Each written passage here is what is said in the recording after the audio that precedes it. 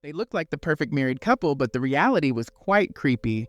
Today, we delve into a harrowing narrative that unveils the often unseen turmoil behind the facade of a seemingly idyllic family life. If you find this content intriguing, please consider subscribing to my channel and activating notifications to stay updated on our latest episodes. Beneath the surface of what appears as domestic bliss lies a chilling reality that many choose to conceal even from those closest to them. The veneer of a perfect family can sometimes mask a lethal danger lurking within. Many individuals, overwhelmed by their circumstances, suffer in silence, fearing that sharing their burdens might distress their loved ones. This silence becomes even more profound in the face of domestic violence, where the abused partner feels an overwhelming sense of dread, not only of the abuse itself, but also of the possibility of being abandoned by their abuser. This grim scenario played out in the city of Samara, Russia in January 2013, shaking the community to its core. Yulia Fairman, a young woman entangled in what seemed like a romantic relationship, met a tragic fate at the hands of her husband, a well-known businessman who brutally ended her life and staged the scene to mimic a suicide.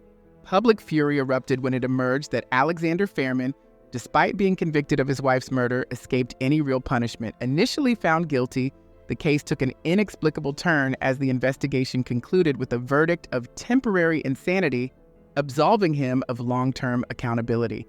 Now, over a decade later, the echoes of injustice still resound as Yulia's family continues their relentless pursuit for justice, seeking rightful retribution for her untimely demise. Yulia Sergeyevna Fairman, born Naumova on August 21, 1986 in Samara, sprang from modest beginnings. Her father, Sergei Naumov, was a driver, and her mother, Lyudmila Ivanovna, worked in the food industry. Despite financial challenges, her parents endeavored to provide her with a nurturing home and the opportunity for a quality education, aiming to pave the way for a brighter future. In 1993, Yulia embarked on her academic journey at Samara's Public School No. 67, completing her education there in 2003. Armed with her high school diploma, she pursued higher education in management at the Faculty of Economics and Management within the Samara State Academy. By 2007, Yulia had graduated and swiftly secured a position at VIP Auto, a prominent local car dealership. It was at VIP Auto that Yulia's path crossed with Alexander Mikhailovich Fairman. Born in 1985 into a prosperous family in Samara, Alexander was the son of Mikhail Fairman, a notable figure in the agricultural sector during the 1990s. Mikhail had built a significant fortune through various ventures, including cattle farming, dairy production on a national scale, and beekeeping operations that marketed honey and other related products. His most notable achievement was founding LLC Teplichny, which grew into one of the most successful agricultural enterprises in the Samara region and the broader Volga economic district. After completing his college education, Alexander took up a brief stint at VIP Auto, where he first encountered Yulia. Captivated by her beauty and charm, Alexander wasted no time in pursuing her, sparking a romance that initially seemed nothing short of a fairy tale. Their courtship lasted around 18 months before Alexander made a grand romantic gesture in 2009. He planned a surprise proposal that involved an unannounced visit to Yulia's place, where he led her to the window. On his signal, friends waiting outside released a balloon carrying a small box with an exquisite engagement ring. Catching the balloon, Alexander presented the ring to Yulia, kissed her cheek, and asked her to marry him. Overcome with joy, Yulia tearfully accepted.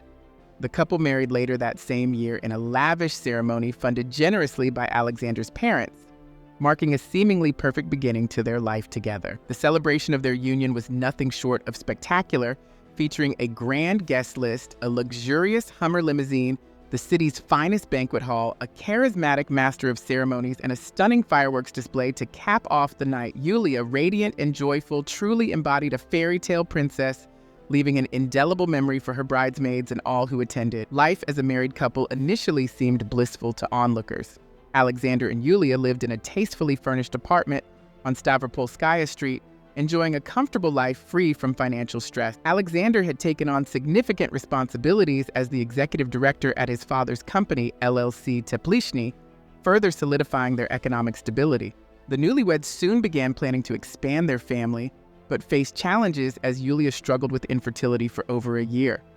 This period marked the emergence of subtle strains in their marriage, as suggested by Alexander's relatives. However, the eventual positive pregnancy test brought a renewed sense of hope, with both believing that the arrival of their child would mend and strengthen their marital bond. Their anticipation and happiness were evident in the joyful updates Yulia shared on social media. On September 6, 2011, they welcomed their son Pavel into the world. Yulia's social media post celebrating his birth noted that Pavel weighed 9 pounds 6 ounces and measured 23.6 inches long. During her maternity leave, Yulia relished her time with Pavel, filling her social media with cherished moments between mother and son. To the external eye, Yulia seemed to have it all: a devoted husband, a healthy son, a warm home, and financial security, a life many dreamed of. Yet, the veneer of perfection shattered abruptly. In the chilling quiet of the early hours of January 4th, a phone call pierced the stillness of the Naumov household. A groggy Lyudmila Ivanovna answered, struggling to grasp the gravity of the words spoken. It was Alexander, her son-in-law, his voice devoid of warmth, delivering the harrowing news. Yulia was dead. The world seemed to crumble under Lyudmila Ivanovna's feet as she received the news. Disbelief and horror seized her as she initially thought it was a cruel, incomprehensible joke. Overwhelmed by grief, her cries and screams echoed through the house, drawing her equally shocked husband to her side.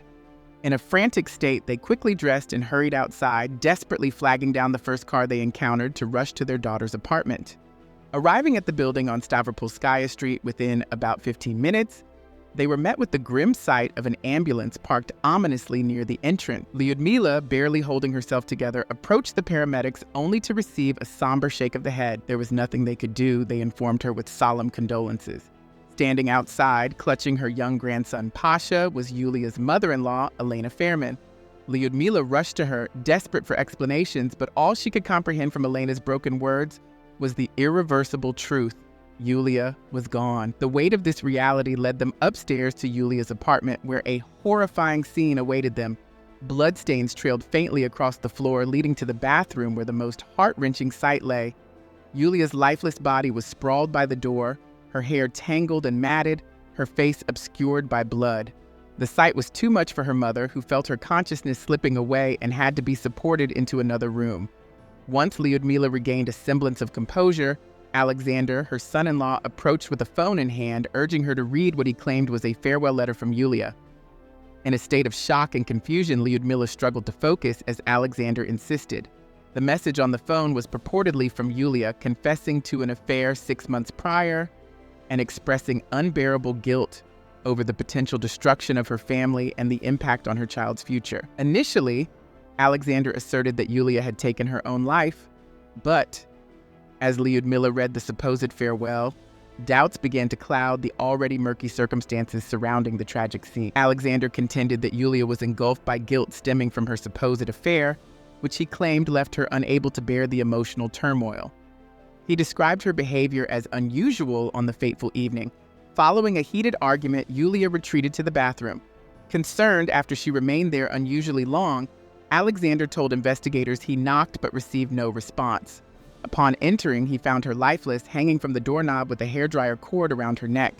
Despite his efforts to revive her through CPR, realizing the grim reality, he called emergency services and his parents to care for their child. According to Alexander, only after the paramedics confirmed Yulia's demise did he inform Lyudmila Ivanovna about the tragic event. His behavior throughout the ordeal was noted by all who arrived on the scene.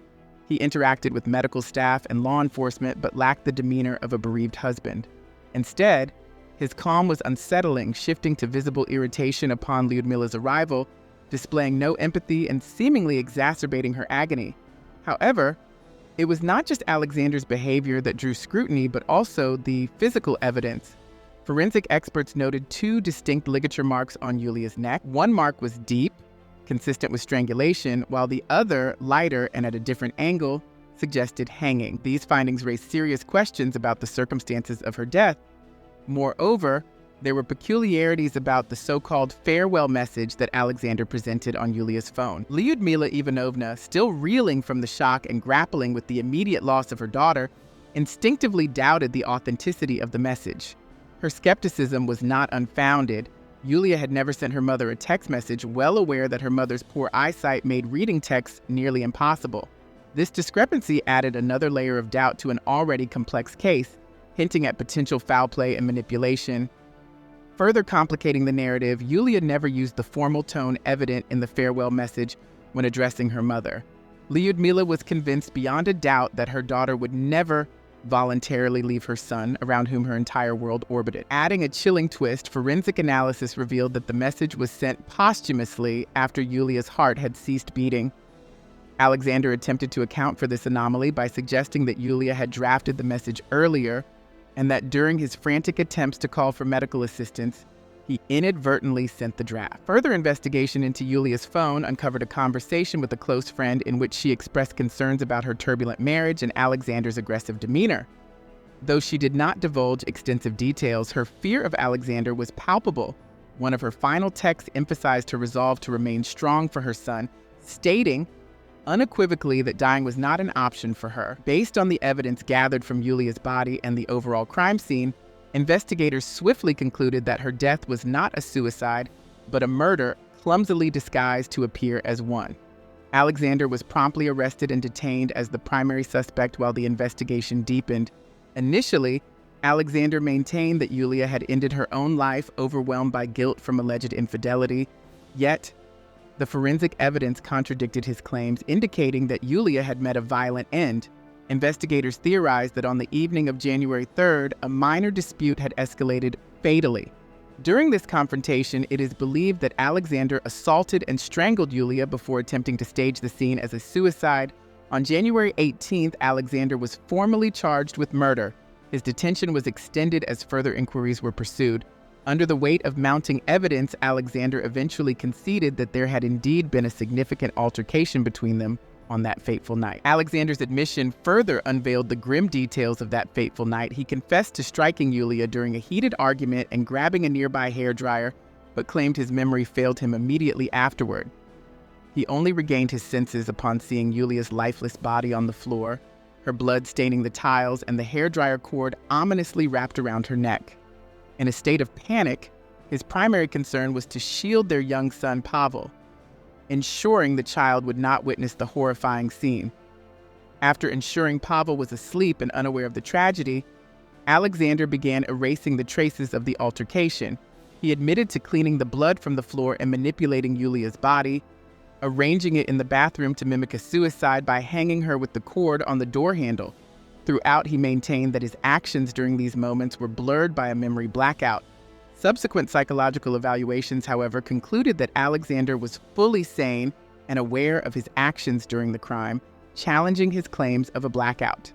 The case took on further complexity in the following months, especially around the arrangements for Yulia's funeral and the ensuing custody battle for Pavel. Yulia's body was returned from the morgue on January 5th, and preparations for her funeral began immediately. In a poignant display of remorse, Alexander's parents visited the Naumovs to seek forgiveness for their son's actions before distancing themselves from the proceedings. None of the Fairman family attended the funeral or memorial services held the next day. The funeral saw over 100 mourners gather to honor Yulia, yet her husband's family conspicuously absent. In the days that followed, as Lyudmila Ivanovna grappled with her grief and the reality of her daughter's death, she initiated the process to gain custody of her grandson. She meticulously gathered the necessary documentation, consulting with doctors and psychologists to strengthen her case. However, despite her efforts, the child welfare authorities ultimately denied her custody application. They cited the financial stability and affluent lifestyle that Pavel's paternal grandparents could provide as the basis for their decision, leaving Lyudmila without recourse to challenge their ruling effectively. Pavel now resided in a spacious suburban cottage in the Volchsky district, under the care of his paternal grandparents. Despite the limitations, Lyudmila and her husband cherished their weekends with him, seizing every opportunity to maintain a bond with their grandson. As the layers of the case were peeled back, the truth about the so-called farewell message became starkly clear. The message found on Yulia's phone, which purportedly confessed to an affair and remorse, was fabricated by Alexander after her death. Despite his persistent denials, the evidence was incontrovertible. Alexander had concocted a narrative of a guilt-ridden, unfaithful wife to frame her death as a suicide driven by remorse. Investigations and interviews confirmed Yulia's fidelity, She had been entirely devoted to her son since his birth, barely leaving his side, enduring her husband's abuse in the hope of preserving her family for her son's sake. Conversely, Alexander's own indiscretions were hardly a secret. He was frequently seen with another woman, suggesting an ongoing affair, confirmed by sightings of them together in intimate situations. The situation escalated on New Year's Eve when Alexander instigated a dispute with Yulia before leaving to celebrate with friends and his mistress. Yulia, protective of her parents' feelings, chose not to distress them with these details but confided in her best friend, relying on someone she trusted implicitly. The case took an unexpected turn with a second psychological evaluation conducted in May 2013. This new assessment declared Alexander temporarily insane at the time of the crime, leading to a drastic reduction in his charges from a potential 15-year prison term for murder to a mere 3 years for a crime committed in a state of temporary insanity. This reclassification sparked controversy, particularly because Alexander's meticulous staging of the suicide scene was at odds with the impulsive actions typically associated with temporary insanity. This discrepancy raised significant questions about the integrity of the evaluation process and the justice being served. Alexander's elaborate cover-up included washing the blood from the floor to erase any evidence of the assault and crafting a deceitful farewell message to Yulia's mother, masquerading it as her daughter's last word. Amidst these shocking revelations, Alexander's legal team aggressively moved to soften his pretrial constraints, successfully securing his release under a travel restriction order by the end of May.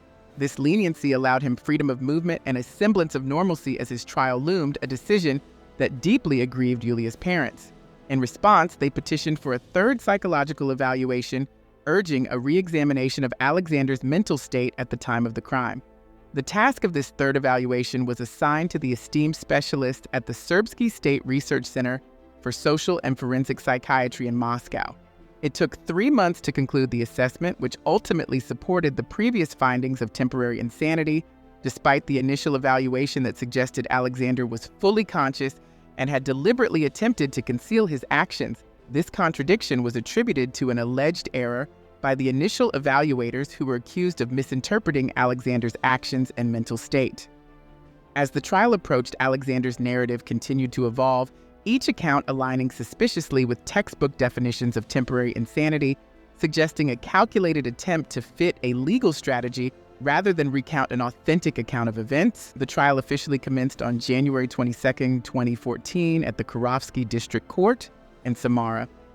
During the proceedings, Alexander portrayed the root of their marital strife as originating from the very beginning of their cohabitation and escalating post-wedding. He depicted Yulia as having extravagant tastes and unreasonable expectations, suggesting that the lavish wedding and its associated expenses were driven by her demands, which he and his family indulged. He further claimed that their unsuccessful attempts to conceive initially and Yulia's subsequent detachment after Pavel's birth, focusing solely on the child and allegedly disregarding her husband, except for his financial contribution, further strained their relationship. These portrayals were aimed at painting a picture of a troubled marriage from its inception, diverging starkly from other accounts of their life together. Alexander's parents supported his narrative, casting Yulia as a greedy and materialistic person who strained the family dynamics.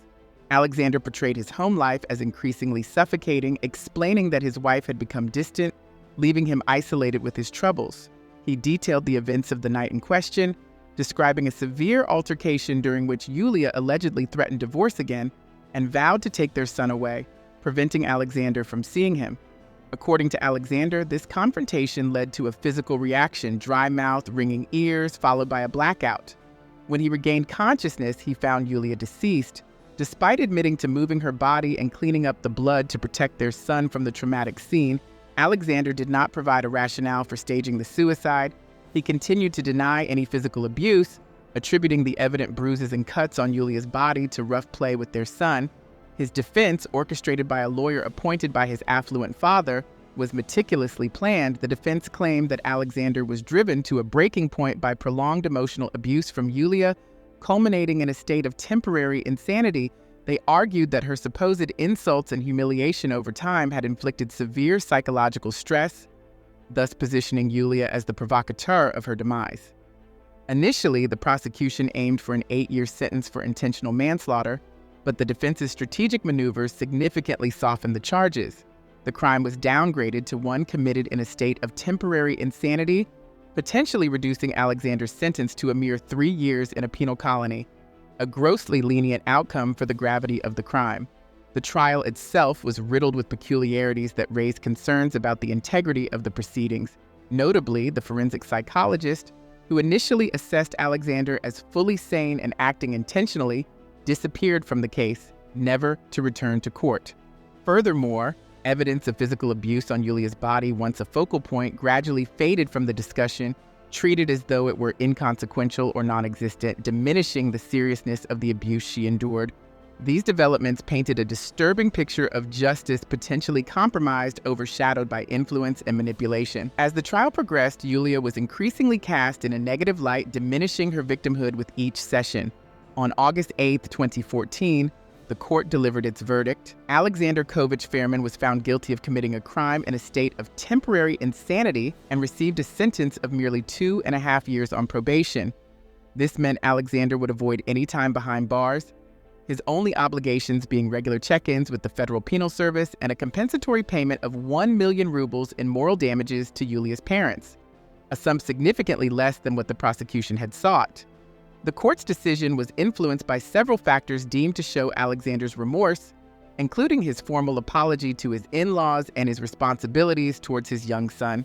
However, these gestures did little to assuage the profound sense of injustice felt by the Naumovs, who declared their intention to appeal the sentence immediately, hoping to escalate the matter to the Supreme Court. Despite their efforts, all appeals were ultimately dismissed, including their attempt to overturn the verdict at the Samara Regional Court's cassation instance. The sentence stood unchanged, leaving the Naumovs disheartened and disillusioned with the justice system. Lyudmila Ivanovna poignantly noted that the Russian criminal code prescribes more severe penalties for animal cruelty than what was meted out for the crime against her daughter, highlighting a disturbing discrepancy in the valuation of life. Over a decade since the tragedy, the case remains in a state of unsettling quiescence. Alexander's attorney, Galina Kislyakova, maintains that there was no evidence of premeditation in the crime, asserting that the court's verdict should stand unchallenged. She dismisses the ongoing complaints from Yulia's mother as emotionally driven and legally unfounded. This harrowing saga underscores the complexities and often the harsh realities of seeking justice. Stay tuned for more startling stories by subscribing to my channel. Thank you for watching.